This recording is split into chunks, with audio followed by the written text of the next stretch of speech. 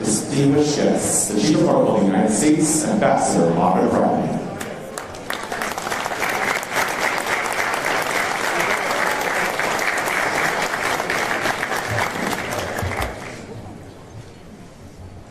Well, good evening, Mr. President. It's such an honor to be here with you tonight. Ladies and gentlemen, members of the Cabinet, distinguished guests, I am Ambassador Monica Crowley, Chief of Protocol of the United States, and it's my distinct honor to welcome all of you to the State Department to celebrate the extraordinary talent, vision, and artistic achievements of the fantastic 48th Kennedy Center honorees, living legends, all of you. We gather tonight in the magnificent Benjamin Franklin Room, which is one of our most distinctive venues for diplomatic and ceremonial events. And we are so delighted tonight to share it all here with you on this very special occasion. We have a terrific program for you, so just please relax, enjoy the show.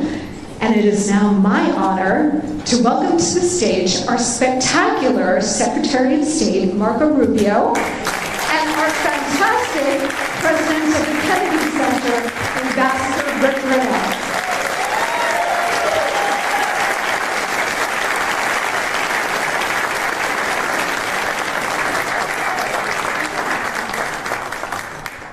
Thank you very much.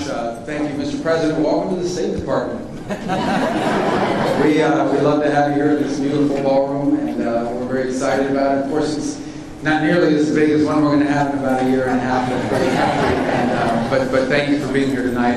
And it's an extraordinary honor to be here with all of you, to welcome you here to this room and to this place. One of the great American exports is our culture and our talent.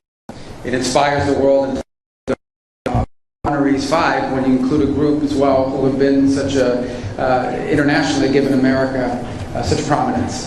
They have represented our country well. It is one of the great things that we have done. It's one of the things that people don't talk about enough. They call it soft power. But what it really means is the influence of our culture and the influence of our talented people and how it inspires people around the world. In many cases, the first thing that people learn about our country is through our culture, through our entertainment. Be it our movies, or our television, or our music, or our musicals, or our bands, or our actors. And so we are grateful and honored to be able to host this event tonight on the eve of tomorrow's ceremonies and tomorrow's celebration of this incredible American talent, and to partner, as has been done for many years, with the Kennedy Center, which is under extraordinary new leadership. You guys are doing a phenomenal job, both in fundraising.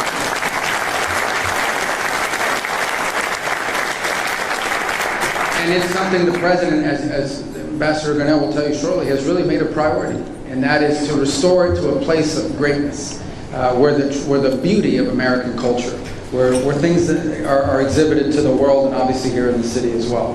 So it's my honor now to turn it over to Ambassador Garnell, who will tell you more about all the exciting things that are happening at the Kennedy Center. So thank you so much for being here tonight, and thank you for the opportunity to host this. Thank you. Secretary Rubio, Marco, my friend, thank you so much for this occasion. We're ecstatic to be here. It is true that President Trump not only helped the Kennedy Center, but I have to tell you, he saved the Kennedy Center. From the moment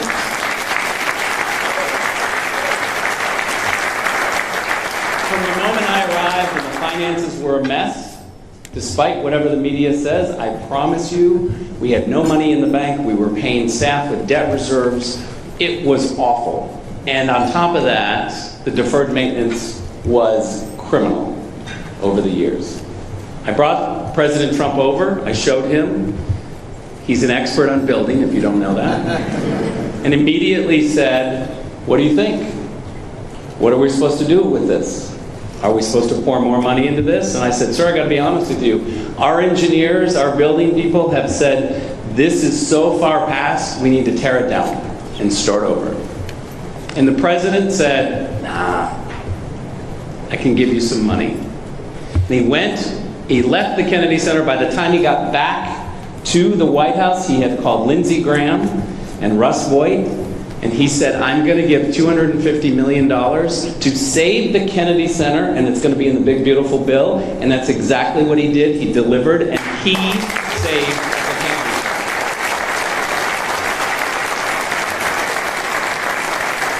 It's never a big story when things are neglected, but the Kennedy Center was neglected. It needs to be a place of bipartisanship. It needs to be a place that we come together and we celebrate together, and we don't care who you voted for president. You sit, you watch amazing shows like Les Mis. We have totally turned the place around because President Trump said from the beginning, change the programming to common sense programming that everybody wants, and corporations will come. Mr. President, it's exactly what happened, and I'm here to tell you, we have the biggest haul we've ever made for the Kennedy Center honors.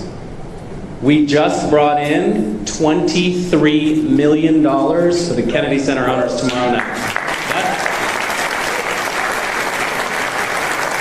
That is almost double what they did last year. And that is all because people want to come. President Trump makes it a priority.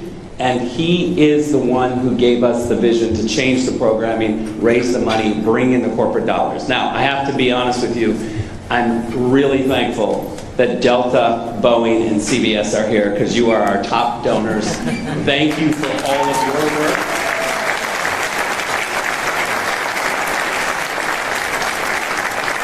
And let me finish by saying also, Tiffany's, thank you very much for redesigning our Kennedy Center honors. And if you haven't seen them yet, you're about to. They're spectacular. And this is the first year that Tiffany's decided to step in. And we want to thank Tiffany's for the beautiful medals, awards that they have given us. So thank you very much.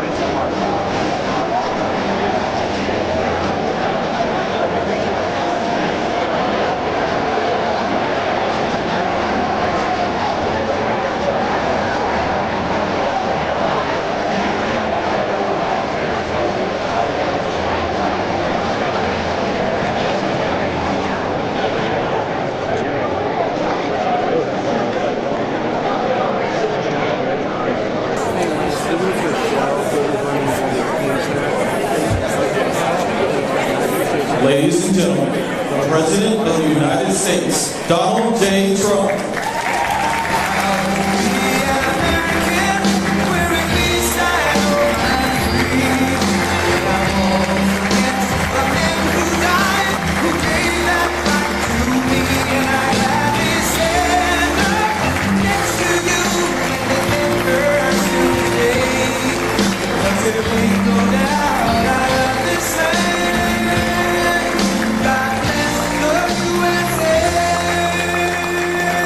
Thank you very much, everybody. Thank you.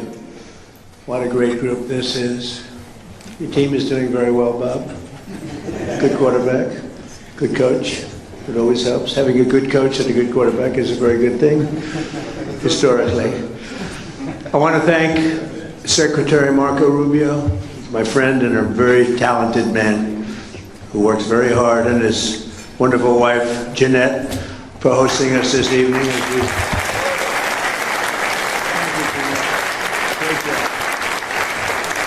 As we celebrate the 2025 Kennedy Center's honorees, and they are great honorees. Sylvester Stallone,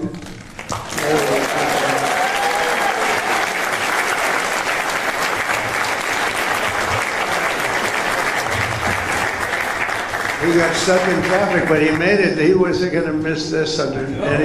We heard he was walking up. I said, okay, now we can start. You look great. Thank you both very much. Jennifer, thank you very much. George Strait.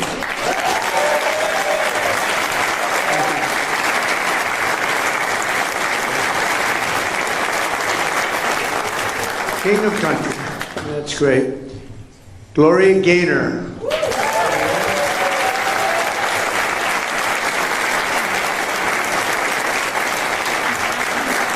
Fantastic. You look so well. Thank you very much, Gloria. The legendary Michael Crawford.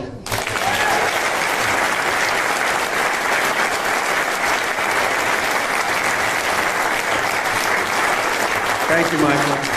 Thank you, Michael. That's some job. Thank you very much, Mrs. Crawford, for being here with your two beautiful daughters. Really an honor to have you. I don't want to say how many times I've seen you in Phantom. But, you know, when you have a great artist, it's true with paintings, it's true with music, it's true with dance. Every time you see it, it gets better. and you see things you've never seen before, but I've seen you many times, and there's never been anybody like you. Thank you very much, Michael. Congratulations. And the truly legendary rock band KISS. Thank you, fellas.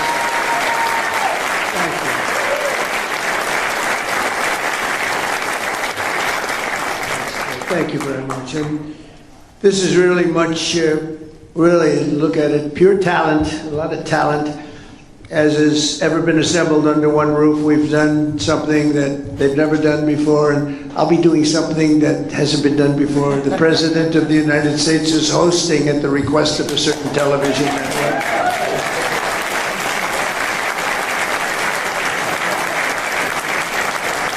And I'm doing it because I feel it's very important that we all get out and do something, and if that can make a difference, that's tremendous. But we have such wonderful people, and I don't mind doing it. But these are some of the greatest of all time, and congratulations to all of you, and thank you very much to Tiffany and Company. They've really done a beautiful job with the medals. And I want to thank your beautiful families, every one of you. You brought large numbers of your families here, and we appreciate that. And they appreciate you, I can tell you. A very special thanks as well to our terrific Kennedy Center Board of Trustees, along with Executive Director Rick Grinnell. The Board of Trustees has been amazing. It's got to be the hottest board, or I don't know, the Supreme Court is pretty hot. I would say the Supreme Court, the U.S. Senate, the NFL Owners Committee, I think that's pretty good too. But I think the board of the Kennedy Center is turning out to be, we have so many people that want to get on. I have so many enemies now because they want to be on the board, and instead of saying it can't happen, can't get me done. But Rick, you've been fantastic, and Ambassador Sergio Gore is now going to India. Good luck. May never see you again. 1.5 billion people. Think of that. 1.5 billion. Can you handle that, Sergio? I think you can. You can handle anything. But you're going to be dealing with a very special leader, as you know, a friend of mine, and you're going to do very well. He's very happy that you're going to be the ambassador, so good luck. You're going to be making your journey in 2 weeks. Good luck. I may never see him again. It's very sad. Also, I want to thank Secretaries Howard Lundick, Doug Burgum, FCC Chairman Brendan Carr, my daughter Tiffany and her wonderful husband Michael, and so many other distinguished guests. We have so many people here, senators, we have other secretaries, and I'm just seeing some of you in the crowd. You are a good-looking crowd.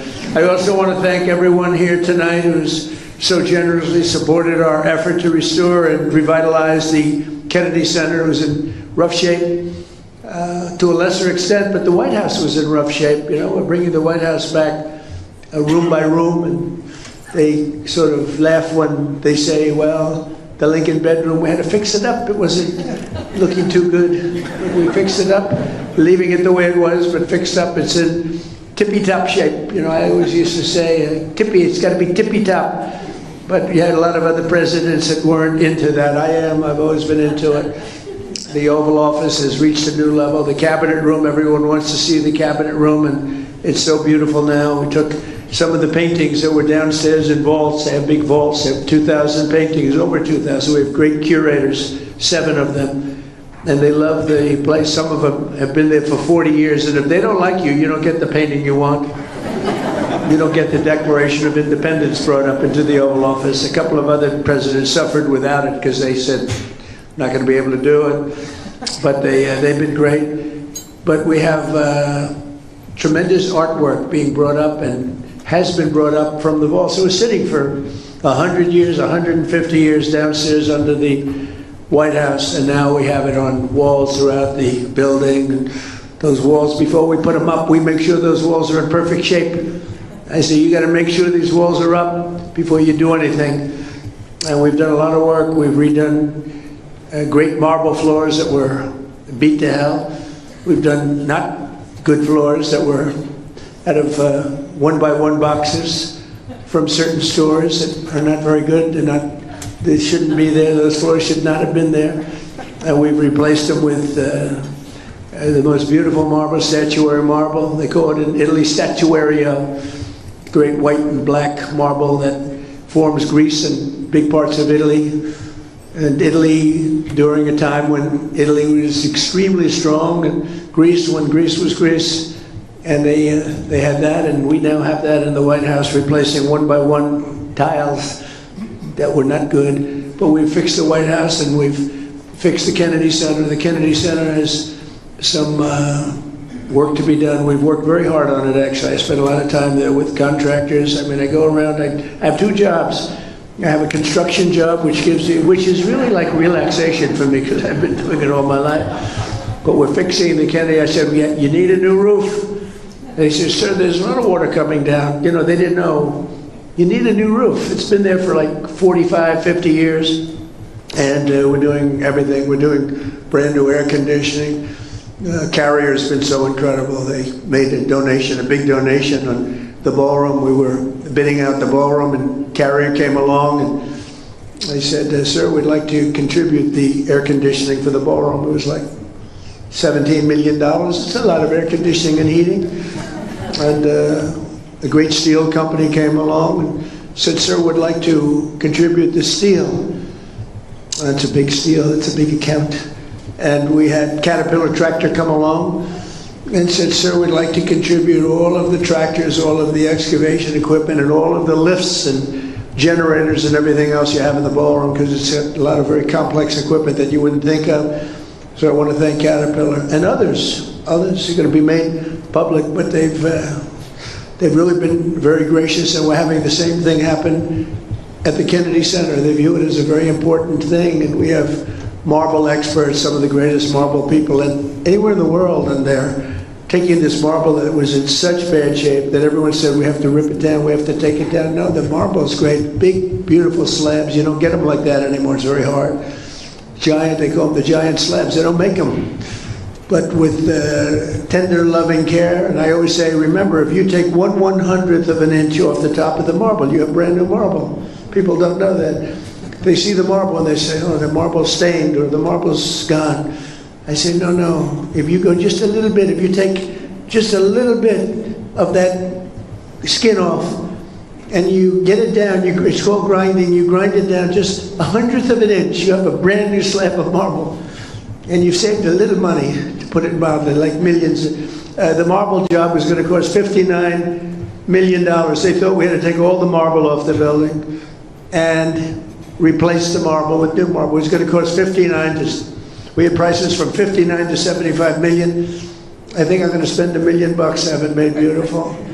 And what you replace it with was not nearly as good as what we already have. So it's sort of, I don't know, I like to tell you those little construction, because we talk politics all the time, and I like politics too.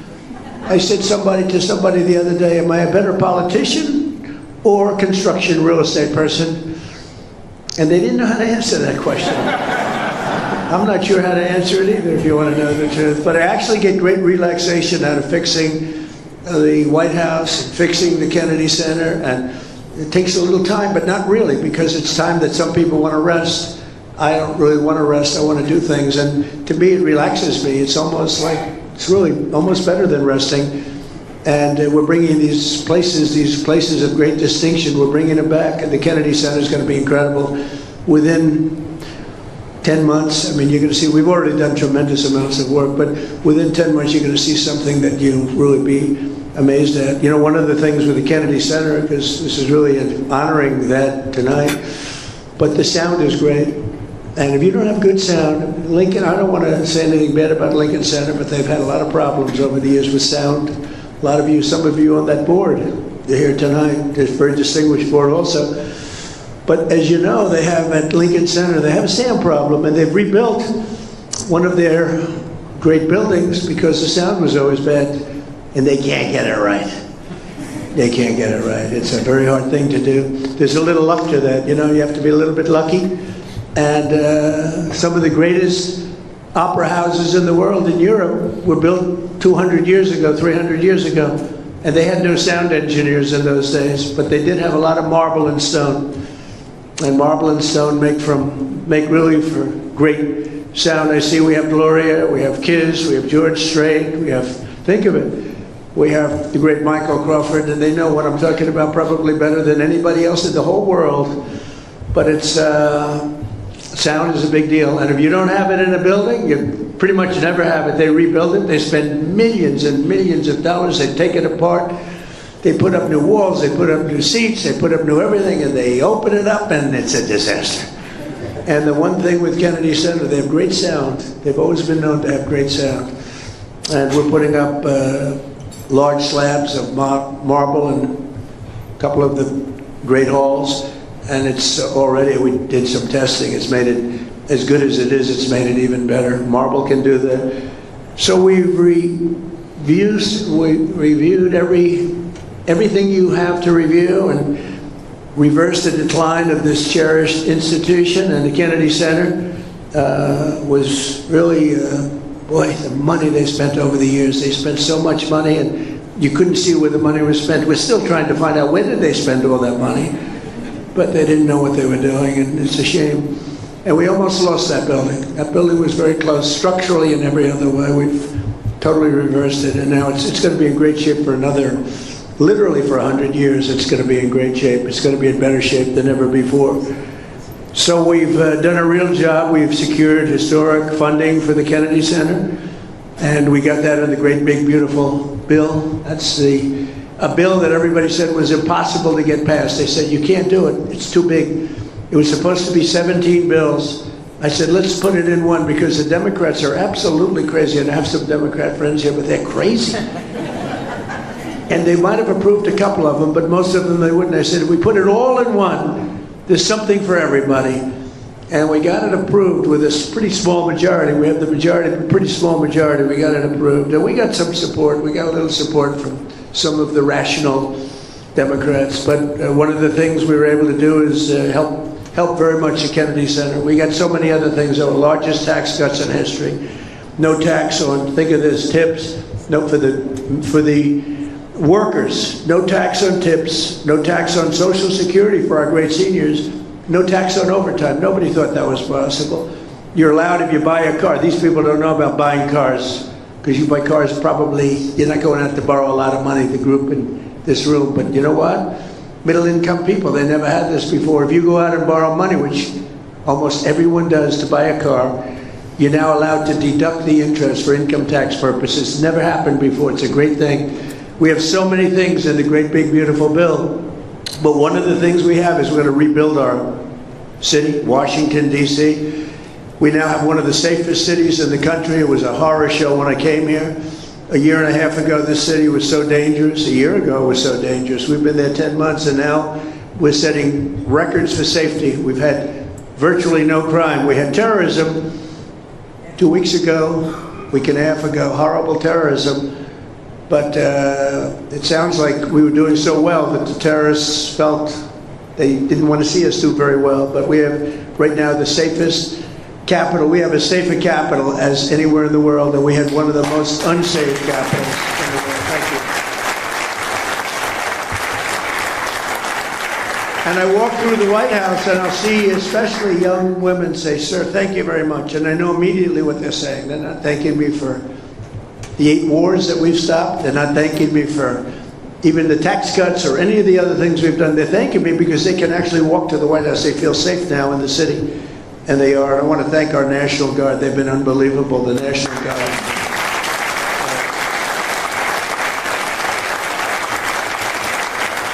And Christy and Tom Homan and all the people that work so hard on that. And as you probably noticed, we just went into New Orleans.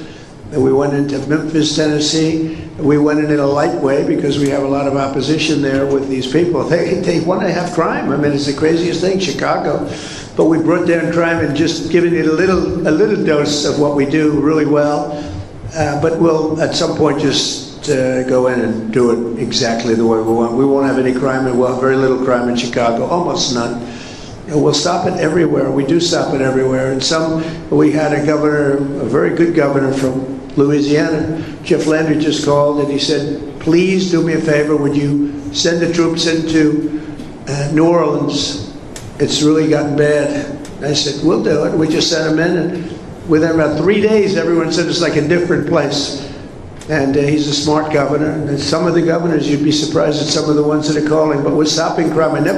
I said we were going to, during the campaign, we're going to stop crime. Nobody knew we were going to stop it to this extent. Nobody knew we were going to have a border where in 6 months, not one person came into our country illegally. Think of that.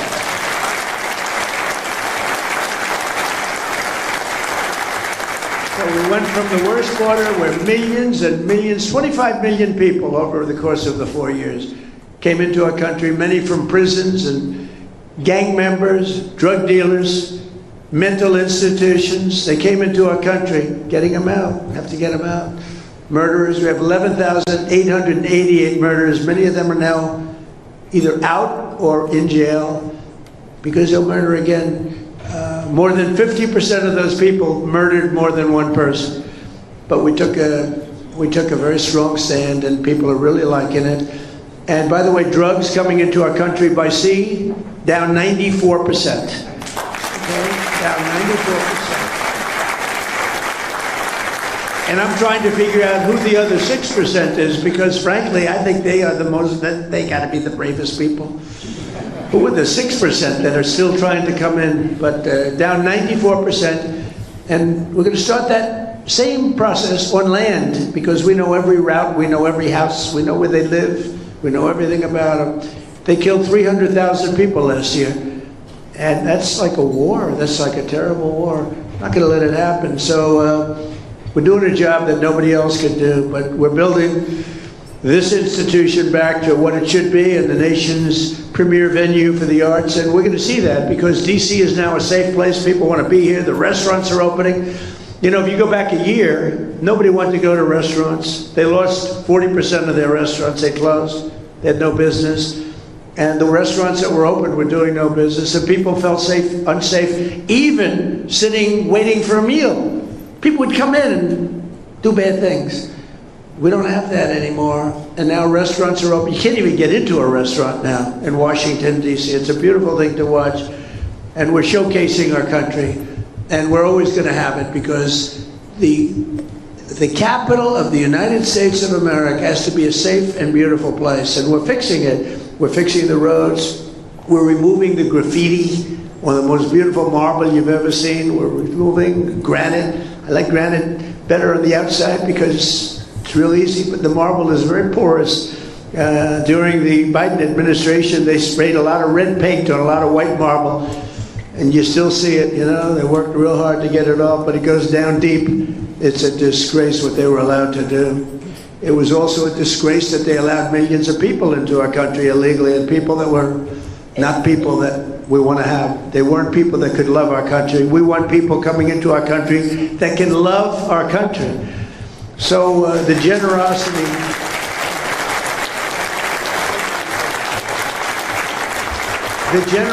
of so many outstanding donors, and Rick mentioned some of them, but we've had so many people that just are so generous. It's been really incredible. And as you know, this is America's 250th anniversary. So we have all of these people, and next year is right around the corner, and that's going to be big. Then we have the World Cup coming, and we have the Olympics coming. And you know, I got the Olympics and I got the World Cup. I cannot take credit for getting 250 years. That was just, we sort of lucked out. I tried to do that, but it didn't work. We lucked out, but the 250 is going to be incredible. In fact, we're having, on June 14th, we're having a fight. All of the greatest champions in the world, the UFC fight, they're building an arena in front of the White House, if you can believe it. Then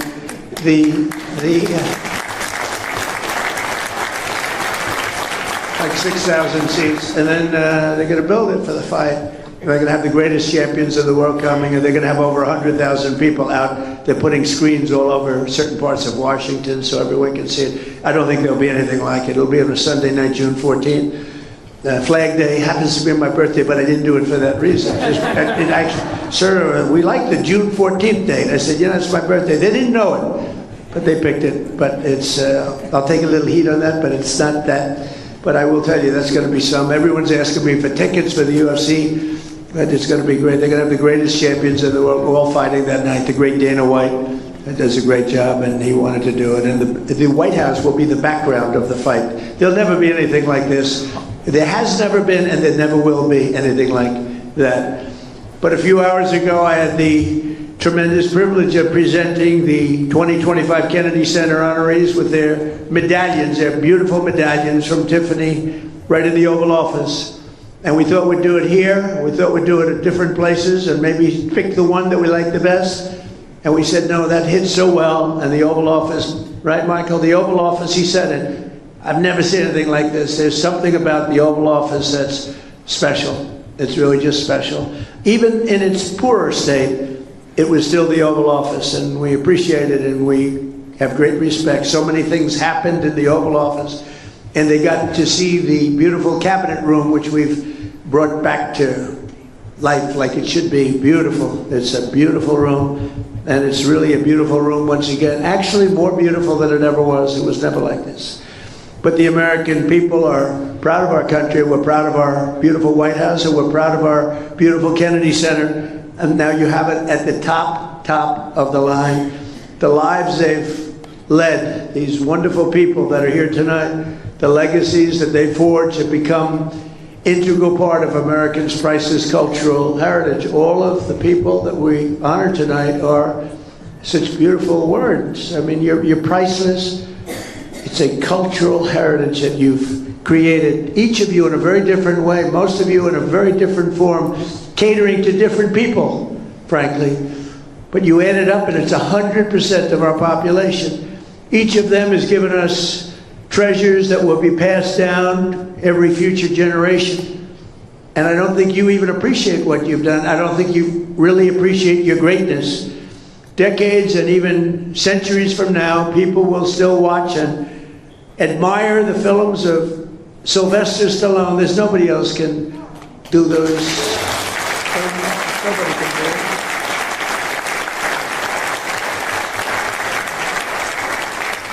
You know, when he started Rocky, he had no money at all, and he had nothing. He had a car that barely couldn't, you know, he left New York, I think a place called Brooklyn, right? Brooklyn, good place, a lot of good people come out of Brooklyn, but he got that car to just get him there, and he stayed in his car, and he slept, and he wrote this script called Rocky, along with about 28,000 other people. Everybody writes a boxing script, right? But for some reason, they loved it. And Sly didn't have 10 cents, had nothing. And they offered him, like, a lot of money. They offered him, I think, $500,000, some number that he never even thought was even possible. And he said, no, I don't want it. I want to make sure that you're casting the right person to play the role. And they said, well, we have stars. And they brought in stars. But the stars didn't have good bodies. They were flabby. They were not really boxers. And Sly would look at some of these guys, big names. He was intimidated in one way, but then the other way, he said, that guy can't play the role. And we won't say the names of the people, but they're really top actors. And for some reason, here's a guy that had no contacts, no anything, but they loved this one studio in particular, loved the script. And they were going crazy over it. And they brought in the top people, and Sly said, let me see your box. And they just have a guy, and so he can't play the role. He had a lot of flab around the upper chest area. It's supposed to be solid like a rock. And then they brought in another one. Then finally they looked at Sly and they said, oh man, you're in good shape. You think you can play the role? He said, I'll play the role. I'm not going to let somebody else play it. And he was actually willing. He thought they'd have somebody, but he said, that's not a boxer. That's not a fighter. These are good movie stars. Keep their shirt on, but they're good movie stars. But they're not fighters, right? And he took that role, and the rest is history. The rest is history.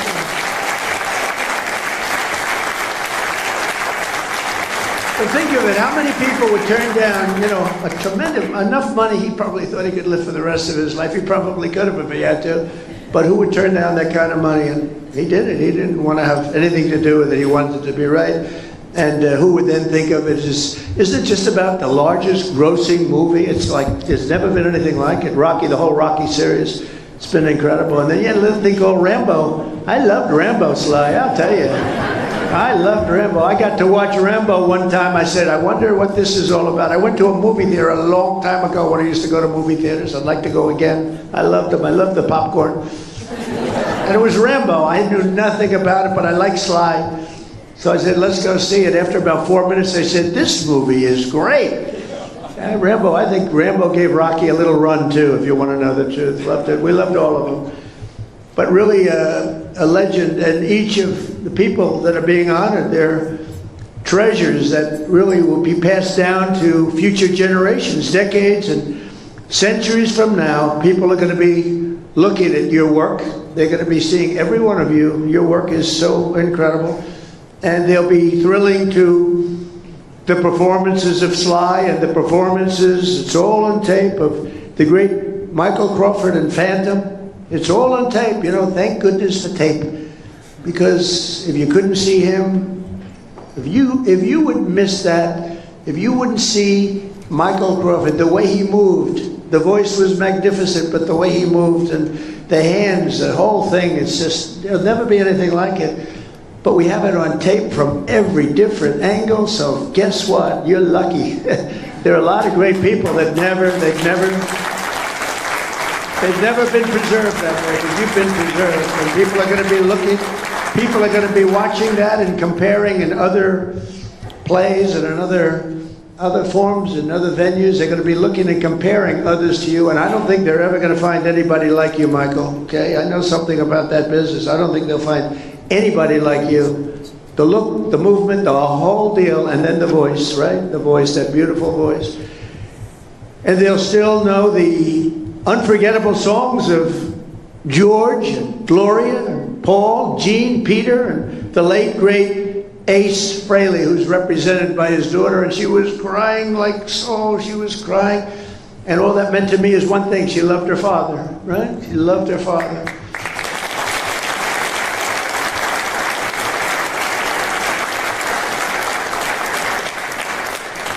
And the guys loved him. You know, that band has stuck together for a long time. I've known a lot of bands, and they don't last too long. They're gone, much to the detriment of themselves, actually. But these guys get along, and I was watching. I love to watch people. And I was watching them, and they really respect each other, and they like each other. I just congratulate you. What a job. What a job you've done. What a great job. Thank you all. I've known Gene for a long time, and I've known the others for shorter periods of time, but they're real talent. And tonight they're really appreciated. The world has seen it, and the world is now watching. They're watching. The whole world is watching this. So thank you very much. On the film sets, Broadway stages, and in sold-out arenas around the globe, these exceptional individuals have spent their lives making the most of their incredible God-given talents. They have talent. They have talent. The great Gary Player, he hits shots. He's 90 years old, still plays good. He shot a 70 with me the other day. He's 90. We're playing pretty far back, too. He's incredible. You think Biden could do that? I don't think so. Can't lift the club. But Gary was demonstrating shots, and one guy was having a very hard time, couldn't get out of a sand trap. Gary's known as the greatest sand player, #1 ever.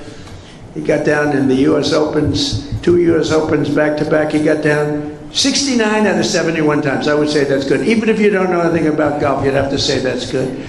But he got down, and this poor man I was with, he was blessed with talent, but not golf talent. And he cannot get out of a trap. It was sad to watch. And Gary says, you don't understand. And he dropped 5 balls. Ping, ping, ping, ping, ping. Every ball right next to the hole. This guy, And he tried it. He hit the ball a foot. He hit the next one over the green like by 50 yards. The whole thing was a disaster. He said, well, here's the problem. I've got talent, and you don't. And that's what's true about you.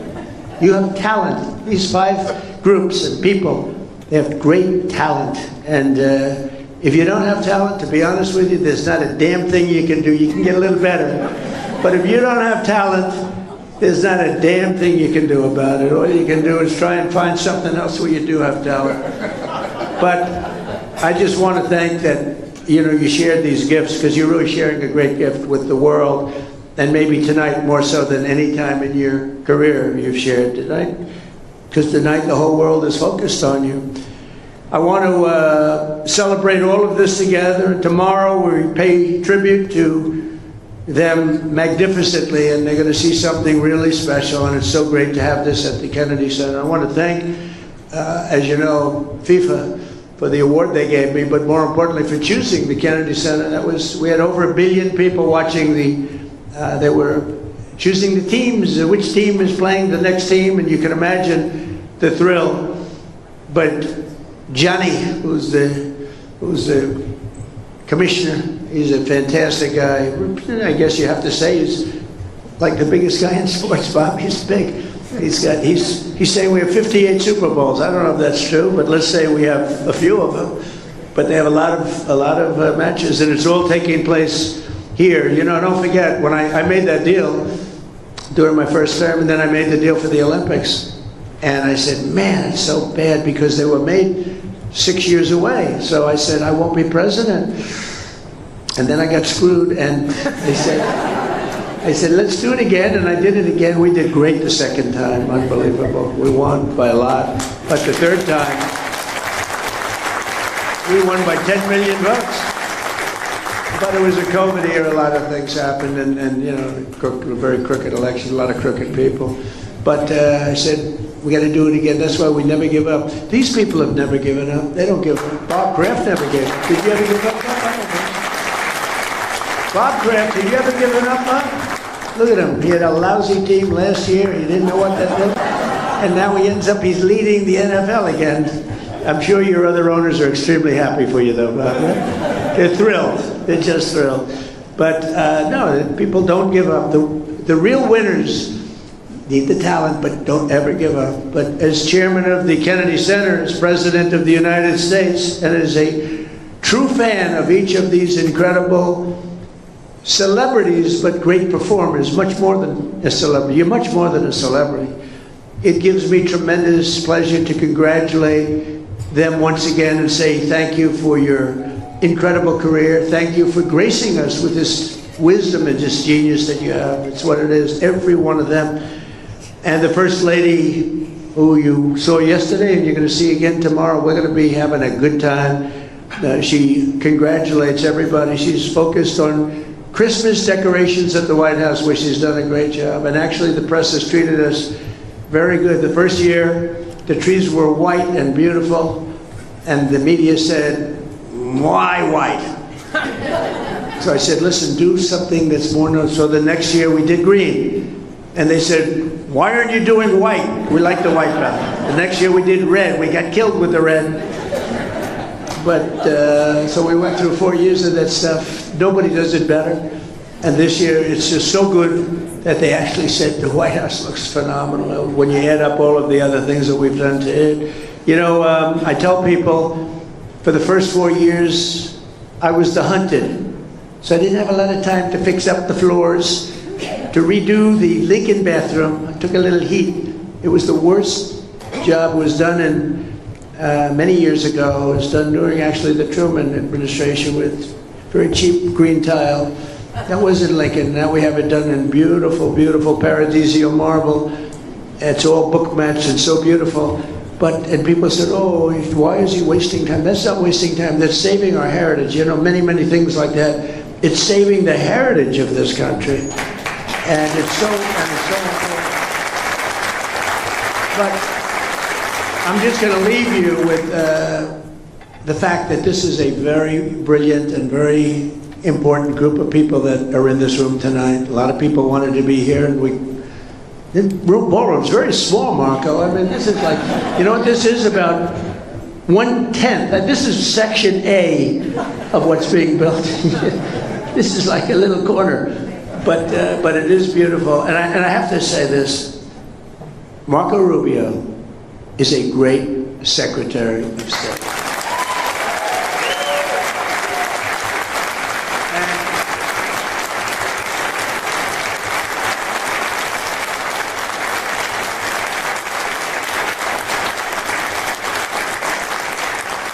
And I think he's going to go down as, you know, look, we've had some good ones, we've had some bad ones too, real bad ones. We've had some real dummies and some real brilliant, great ones. I think Marco, if we keep going like this, he's going to go down as the greatest Secretary of State in the history of our country. So Marco, thank you. Thank you very much. And I just want to thank everybody. It's a very special journey that we're on. It's a beautiful journey, and we're beautifying our country. We're strengthening our country.